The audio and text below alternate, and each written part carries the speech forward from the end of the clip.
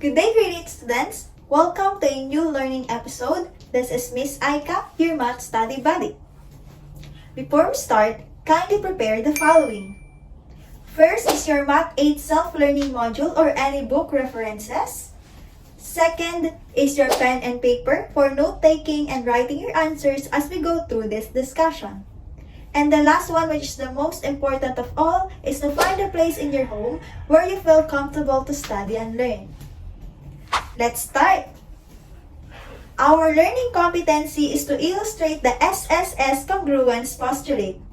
Our objectives is to identify the corresponding parts of two congruent triangles, illustrate SSS congruence postulate, and to determine the necessary parts to show congruence between triangles.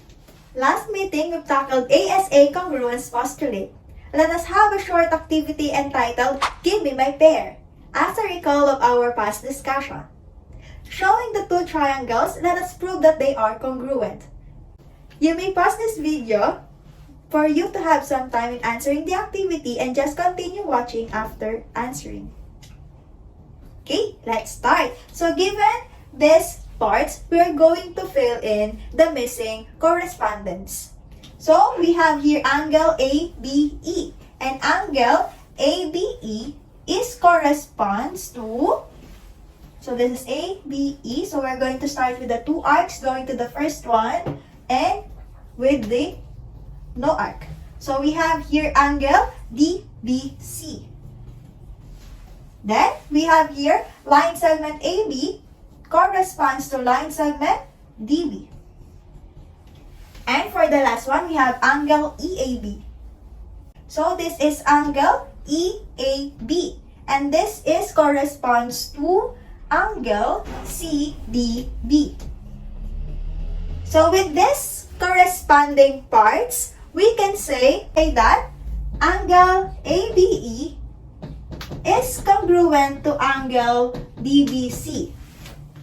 Line segment AB is congruent to line segment DB. And angle EAB is congruent to angle CDB. Therefore, we can conclude that triangle ABE is congruent to triangle DBC by ASA postulate.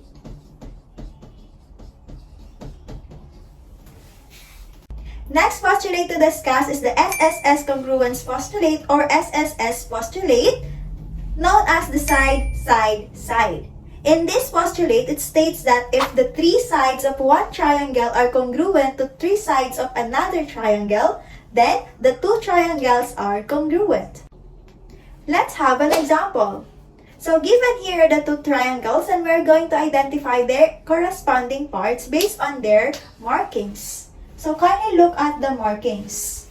So all of the markings symbolizes that they have congruent sides. So let's name them. We have the side LI corresponds to, so this is the LI, and it is corresponds to line segment LE.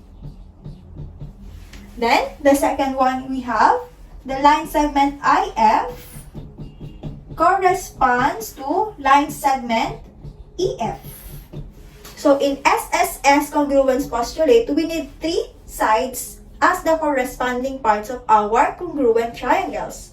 So we have here a missing side. So what are we going to do? So we're going to use the reflexive property of congruence. So we can say that these two triangles share the same side and this is their side.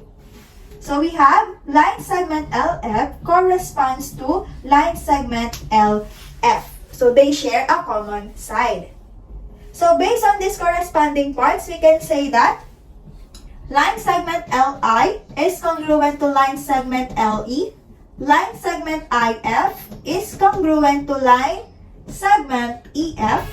And line segment LF is congruent to line segment LF. So all of its corresponding parts are congruent. We can conclude that triangle LIF is congruent to triangle LEF by SSS postulate or SSS congruence postulate because both of the three sides of the triangles are congruent to each other. Let's have another example. So here is our figure number 2. We're going to identify its corresponding parts based on their markings. We can say that line segment HO, so this one, corresponds to line segment ME. So that is the first corresponding side. The second one is line segment OM corresponds to line segment EH. So that is our second corresponding side. And for the last one, we can clearly see that the two triangles share the same side. So we can name it as line segment HM corresponds to line segment HM. And that is because of the reflexive property of congruence.